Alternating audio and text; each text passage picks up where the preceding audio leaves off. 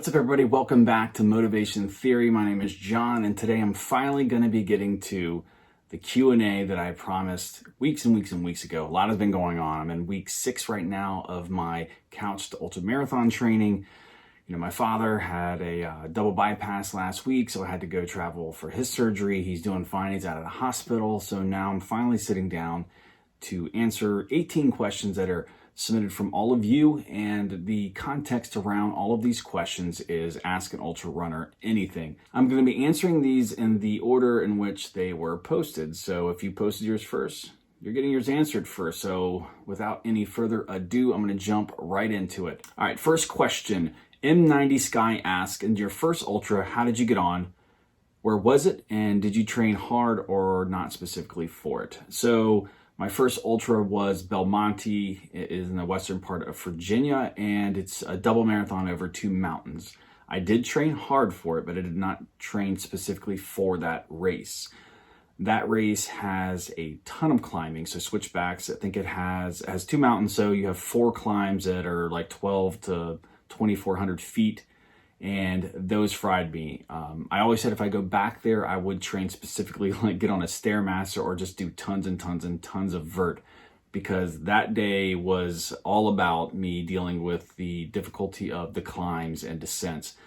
The last descent off of the mountain, I almost had to go down backwards just because my leg just fried.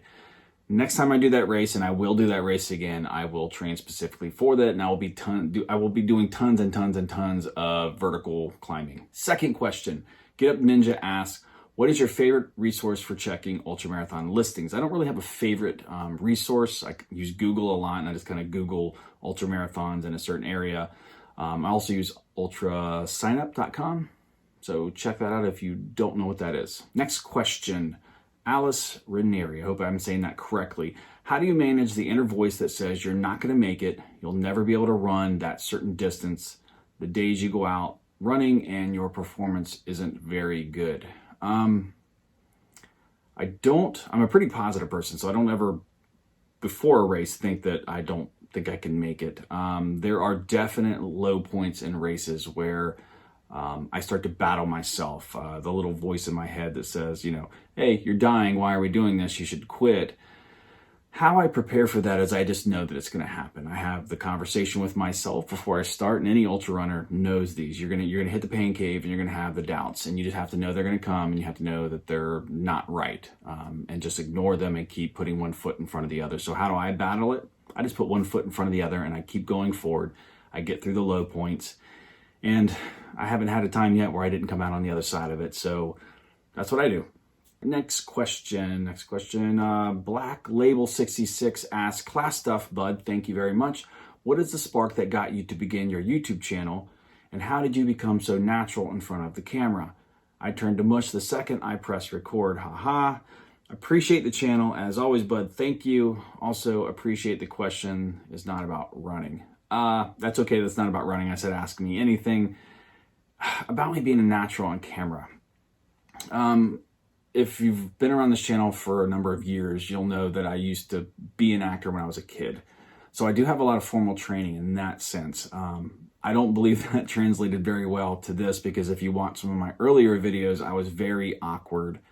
And I think that was because I was trying to be other people that I admired. I was just trying to kind of put on a character instead of just being myself. So I'm also in leadership. I interview a lot. And so I practice speaking a lot. And that's all this is. So how you get better on camera is basically just being yourself and looking and speaking at the camera like you're talking to one person.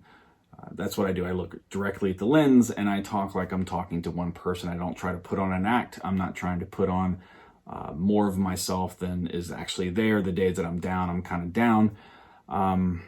This is me. This is exactly who I am. If you met me in person, I would be speaking just like this, and that helps me quite a bit with not looking awkward on cameras. I'm not trying to be something that I'm not. So I would suggest anybody who wants to start YouTube, just be yourself, and it will become much, much easier for you. Jack William Prophet asks, what is your beard routine? Jack, I have no beard routine. I usually grow a beard out, and then I get bored with it. I shave it off. I do put some oil in it. Occasionally, I do wash it, I think every couple days.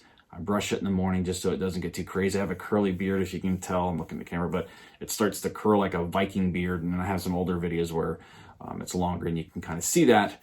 I've always wanted to be better with my beard, and I just never seem to get to the point where I've got it long enough and I go get it done by somebody else. I need to get better with that. I like having a beard. I like the kind of pattern it has in it, but I don't know. I wish I had a better answer than that, other than I don't really have one.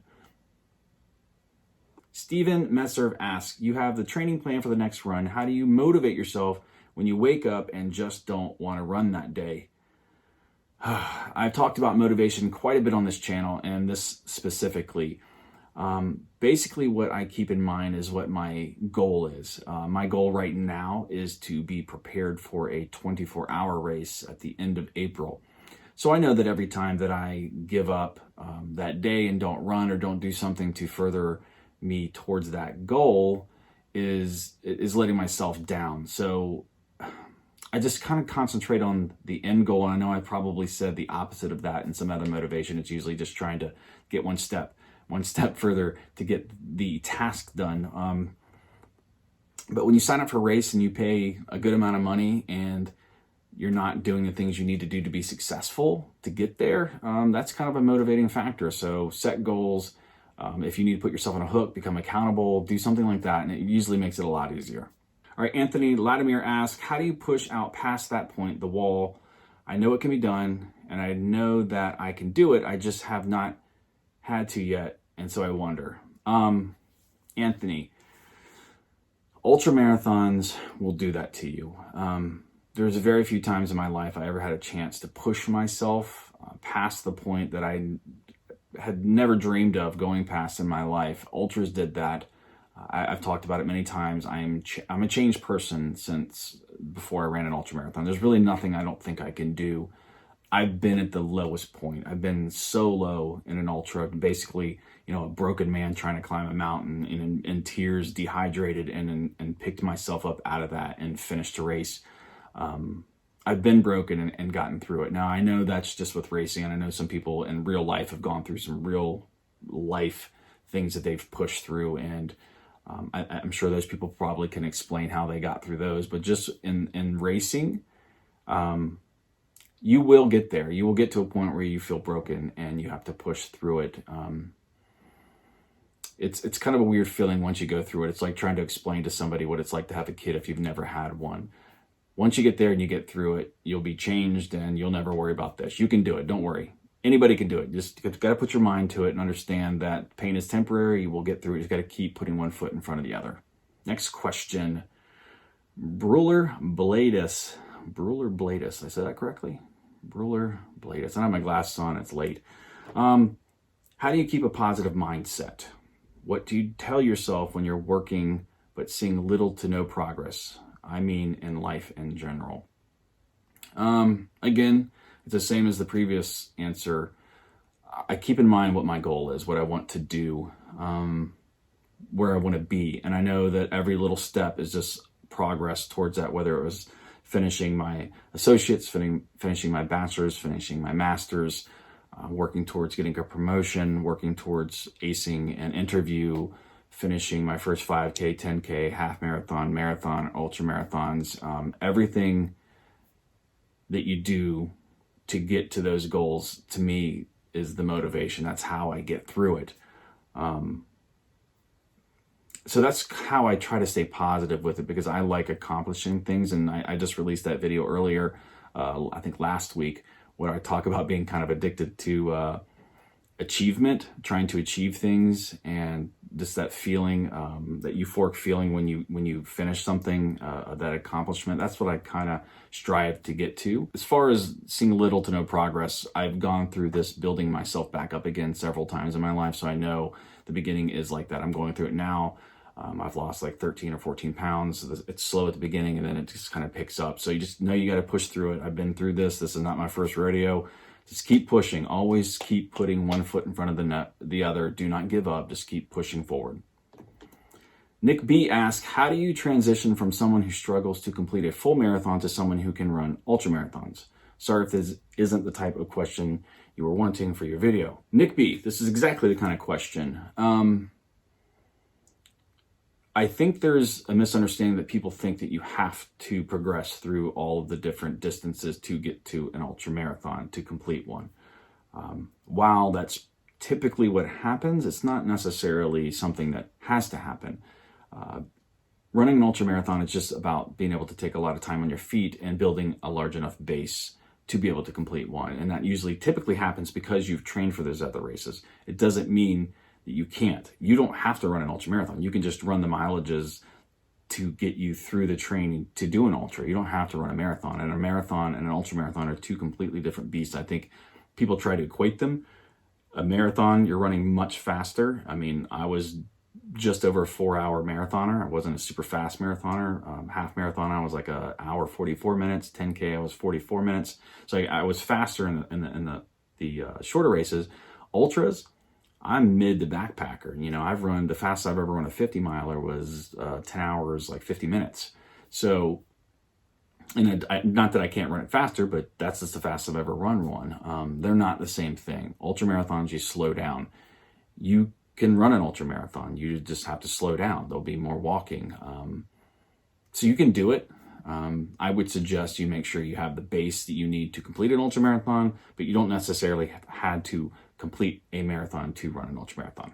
All right, next question. Derek Borgios. In your video of your first week workouts, you talked about taking care of your lower body. What do you mean by that? Strength and stretching, and if so, what in particular do you plan on doing? Also, is there a way to interact, message, talk besides through commenting on videos? Okay, so taking care of your lower body. Yes, basically it's strength training and stretching and making sure that your lower body can take the impact and the time on your feet in ultra marathon. So rolling, stretching, doing all those things so you don't get nicked up, so that, you know, your lower body gets injured, you're not running. You hurt an arm, you can still run. Take care of your lower body. That's all I mean. Whatever that means to you. I do a lot of foam rolling and stretching. I go to a chiropractor, get my the discrepancy between my leg lengths, because I have my right leg shorter than the other, and it's a functional shortness, whatever they call it. Anyways, I take care of my lower body just so I can keep on my feet and keep training. If you don't do that, it takes you out of training, which hurts your running. The other question, is there a way to interact? Yes. If you want to join and have direct interaction where I answer questions almost real time, you can join Patreon. I have 3 levels on Patreon that you can join, and you can do that. You can email me at motivationtheoryjohn@gmail.com, and I will get to those questions as soon as I can. And I do respond to every question on my YouTube channel, every comment and question. Yes. Ian Lawton asks, plain and simple, why? I did a whole video on why, and I'm going to link you to it right here or right here, about why I run ultra marathons. Why do anything? I do it because I'm addicted to numbers and achieving things, and I'll probably never be satisfied with the distances that I run. That's why I do it. Broler Bladus asks, what do you think about David Goggins' mentality? Do you think people should ground themselves on that level and not seek pleasure or comfort? David Goggins is a different beast, and I think he's marketed himself well around the whole Navy SEAL and, you know, toughness and kind of grinding everything out. I think all ultra runners have that David Goggins in them. Not everyone is so outward with that. I mean, if you meet a lot of ultra marathoners, they're the nicest, gentlest people you would ever meet. But, you know, you got to have a demon in you to do some of the things you do in ultra marathons. He digs into what he does best from the Navy SEALs. He's a very tough individual, and he just will grind stuff out. There's other people that are just in it to enjoy it and love running. Do I think everybody needs to be like David Goggins and run on broken feet and stuff like that?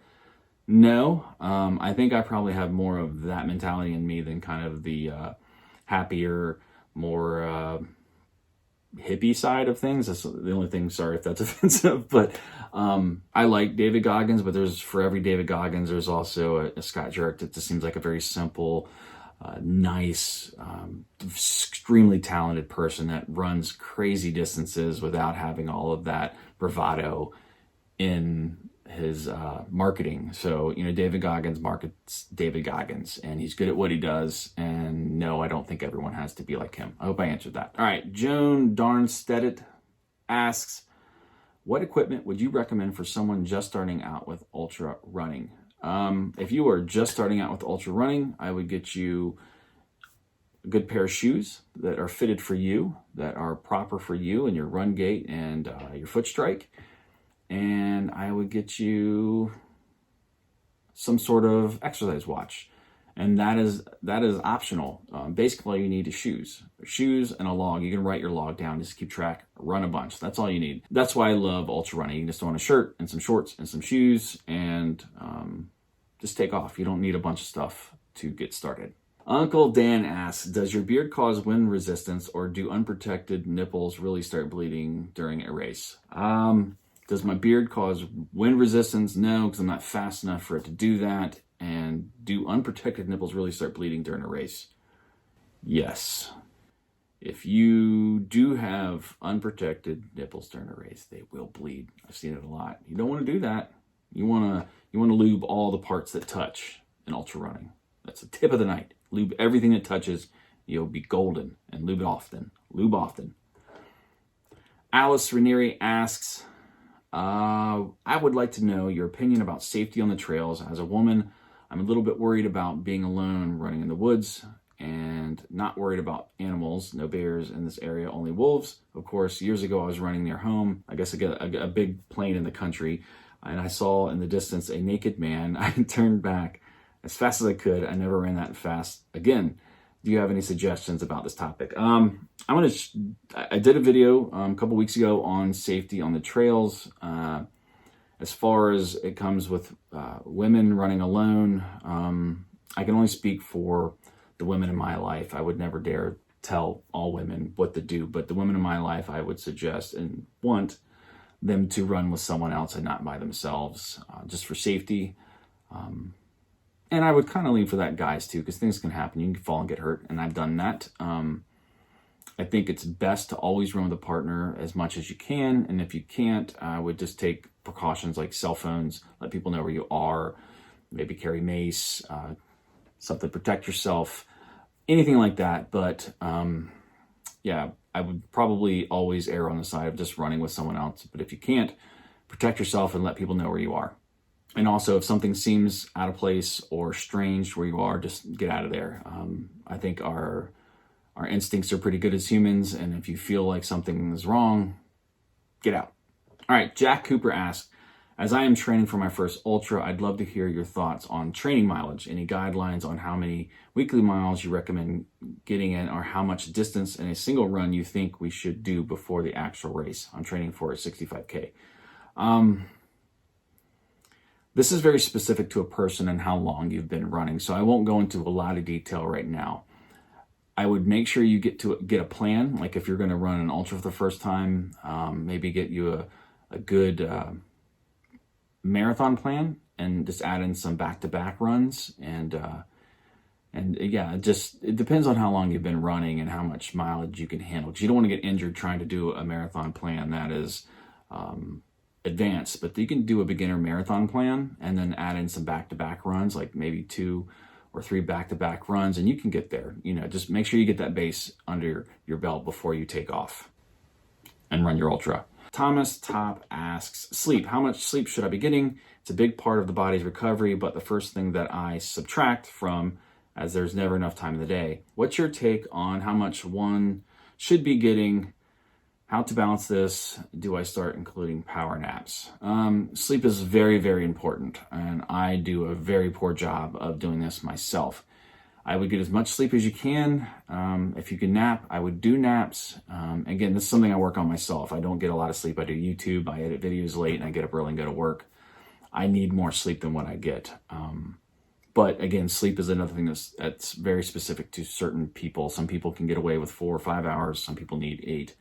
Again, I would just keep an eye on how you're feeling. And if you're feeling okay and you're getting your runs and you're not getting burnt out, I think you're probably okay. But if you're feeling run down a lot and you just don't feel like you have energy, I would really look into, maybe you're overtraining or not getting enough sleep. So whatever you can do to do that, take care of yourself. All right. Mustafo asked, "Hi, John. Thanks for the opportunity. My question is about overtraining. How do I know if the tiredness I feel is normal as a result of my training, or it is over my physical limit? How do I identify that I have reached my limit and am in danger of damaging my metabolism and hurting myself? Thank you for your attention. Marcos from Sao Paulo, Brazil." All right, this is a tough one too. I'm not a doctor, but overtraining is a very serious thing that you have to watch out for. I've hit it myself in the past, and the symptoms for me is I started feeling tired all the time. I felt like I was having to dig way too deep to get runs in and just battle a lot. Making sure you get enough sleep, and that's something I've always been very bad with, is getting enough sleep. So I think that probably played a large part in my getting overtrained. And when I started getting into longer and more mileage per week is when I started hitting, issues with getting injured and overtrained, because I think we all have different physical limits, and you need to be able to keep an eye on that for your body. I know what mine are. I do really well with 30 to 40 miles a week when I'm training really up with a lot of mileage. And that's just kind of what I'm back down to. And, I'm 43, so I try to just keep an eye on my health and my sleep and making sure that I'm not overtraining. And again, that's very specific. So I would just keep an eye on how you feel. You'll know. You are you, and if you're running a lot and you're struggling to get through more runs than you're used to, it's probably because you're hitting some overtraining. And you know what? Resting is okay. And I'll tell all of you, taking days off, it's not going to hurt you. I'd rather go into a race undertrained than overtrained, because you can really hurt yourself if you start to overtrain and really just push your body beyond what you should be doing. All right, I hope that answered your question. That's it, guys. 18 questions.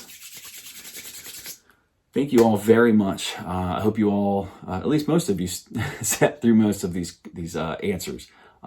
You guys are awesome. I really do appreciate all the support.